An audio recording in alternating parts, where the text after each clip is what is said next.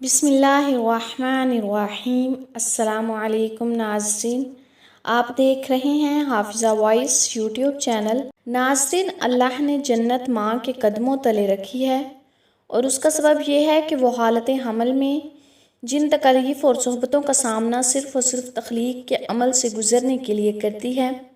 اللہ کی بارگاہ میں اس کی اس برداشت کو انتہائی قدر و منزلت سے دیکھا جاتا ہے، اور اس کے انعام کے طور پر اس کے قدموں تلے جنت کی خوشخبری سنائی گئی ہے۔ ایام حمل میں ایک عورت کی تمام تر توجہ کا محور اس کا ہونے والا بچہ ہوتا ہے۔ اس کی آمد کی خوشی ماں کو وہ تمام تکالیف برداشت کرنے کا حوصلہ دیتی ہے جس کا سامنا اسے ایام حمل میں کرنا پڑتا ہے۔ اسلام چونکہ ایک مکمل ضابطہ حیات ہے، اس کی تعلیمات میں زندگی کے ہر شعبے کی رہنمائی موجود ہے۔ اسی طرح ایام حمل کے حوالے سے قرآن و سنت میں ایک ماں کے لیے مکمل رہنمائی موجود ہے، جس کے مطابق عمل پیرا ہو کر وہ نہ صرف اپنے ایام کو صبر اور حوصلے سے گزار سکتی ہے، بلکہ اس کے ساتھ ساتھ اپنے آنے والے بچے کی روحانی تربیت کا بھی اہتمام کر سکتی ہے۔ ایام حمل میں حضرت مریم کی والدہ کے عمل سے رہنمائی حاصل کی جائے۔ حضرت مریم کی پیدائش سے قبل جب ان کو اس بات کی بشارت ہوئی کہ وہ حمل سے ہیں، تو انہوں نے اپنے رب کی بارگاہ میں جو دعا مانگی وہ سورہ آل عمران کی آیت نمبر 35 میں اس طرح درج کی گئی ہے کہ جب عمران کی عورت نے کہا، اے میرے رب، جو کچھ میرے پیٹ میں ہے سب سے آزاد کر کے میں نے تیری نذر کیا، سو تو مجھ سے قبول فرما، بے شک تو ہی سننے والا جاننے والا ہے۔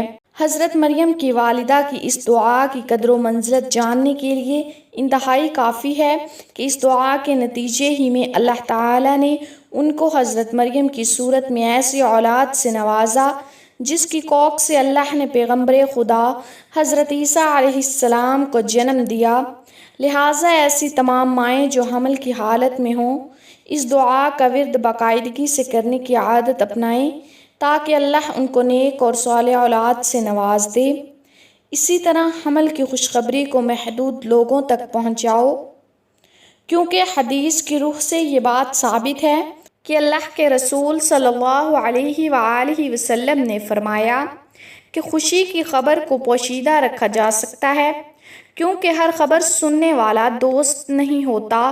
اس حدیث کا مفہوم یہ ہے کہ یہ امر تو ثابت ہے کہ حسد اور بد نظر کا انسان پر برا اثر مرتب ہوتا ہے، اور وہ معصوم روح جو ابھی دنیا میں اپنی آمد کی تیاری میں ہوتی ہے، اس کو نظر بد سے محفوظ رکھنا ایک ماں ہی کی ذمہ داری ہوتی ہے۔ لہٰذا ماں کو چاہیے کہ حمل کی خبر صرف ان لوگوں تک پہنچائے جو کہ اس کی خوشی میں خوش ہوں اور کوئی برا گمان نہ رکھتے ہوں، اور ایام حمل میں اللہ کے شکر گزار رہیں، کیونکہ یہ بات تو قطعی طور پر ثابت شدہ ہے کہ صرف اللہ کی ذات ہی اس بات پر قادر ہے کہ وہ آپ کو اس قابل بناتی ہے کہ آپ ماں بن سکیں۔ لہٰذا آپ اس سارے وقت کے دوران اللہ کا زیادہ سے زیادہ شکر ادا کریں تاکہ اللہ کی یہ شکر گزاری آپ سے آپ کے بچے میں منتقل ہو۔ سورہ لقمان میں آیت نمبر 14 میں ہے کہ ہم نے انسان کو اس کے ماں باپ کے متعلق تاکید کی ہے۔ اس کی ماں نے ذوق پر ذوق اٹھا کر اسے پیٹ میں رکھا اور 2 برس میں اس کا دودھ چھڑانا ہے، تو انسان میری اور اپنے ماں باپ کی شکر گزاری کرے، میری ہی طرف لوٹ کر آنا ہے۔ قرآنی آیات سے واضح ہوتا ہے کہ حمل تکلیف دہ تکلیف کا نام ہے، اس وجہ سے ماں کا درجہ اونچا ہو جاتا ہے۔ اسلام میں تکلیف کے وقت کے لیے متعدد دعائیں موجود ہیں۔ تکلیف کی حالت میں حاملہ عورت ذکر و اذکار، تلاوت قرآن، دعا و استغفار وغیرہ کر سکتی ہے۔ قرآن شریف کی کس چیز، جز یا سورت کی تلاوت عورت حالت حمل میں بھی کر سکتی ہے۔ قرآن چھونے کے لیے باوضو ہونا ضروری ہے، بس سورہ مریم یا سورہ یوسف کی تلاوت بھی کر سکتی ہے، اور اگر کسی خاص مقصد کے لیے پڑھنا ہے تو جس نے پڑھنے کے لیے بتایا ہے اس سے طریقہ بھی پوچھ لیں۔ لڑکا حاصل کرنے کی قرآنی دعا آپ کی آسانی کے لیے ایک بار تلاوت کر دیتے ہیں۔ رب هب لي من لدنك ذرية طيبة إنك سميع الدعاء۔ ناظرین کرام، یہ دعا ہر نماز کے بعد پڑھیں۔ اس دعا کا ترجمہ بھی حافظے میں رکھیں کہ اے میرے پروردگار، مجھے اپنے پاس سے کوئی پاکیزہ اولاد عنایت کر، بے شک تو دعاؤں کو سننے والا اور قبول کرنے والا ہے۔ پارہ نمبر 3 سورہ آل عمران میں یہ دعا موجود ہے۔ یہ نیک اولاد حاصل کرنے کے لیے بہترین عمل ہے۔ حضرت زکریا علیہ السلام نے زیادہ عمر ہونے کے باوجود اللہ کی قدرت کاملہ پر بھروسہ رکھتے ہوئے یہ دعا مانگی، حالانکہ ان کی بیوی بانجھ مشہور تھی۔ اللہ تعالیٰ نے ان کو یحییٰ علیہ السلام جیسے نبی عطا فرمائے۔ اللہ اور اس کے رسول صلی اللہ علیہ وآلہ وسلم نے حمل کی حالت میں ماں کے لیے بہت ساری آسانیاں فراہم کی ہیں۔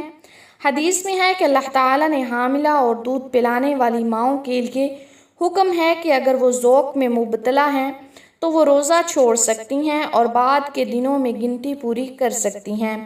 اسی حدیث کی روح سے حاملہ عورت کو معاشرتی ذمہ داریوں میں بھی چھوٹ حاصل ہے۔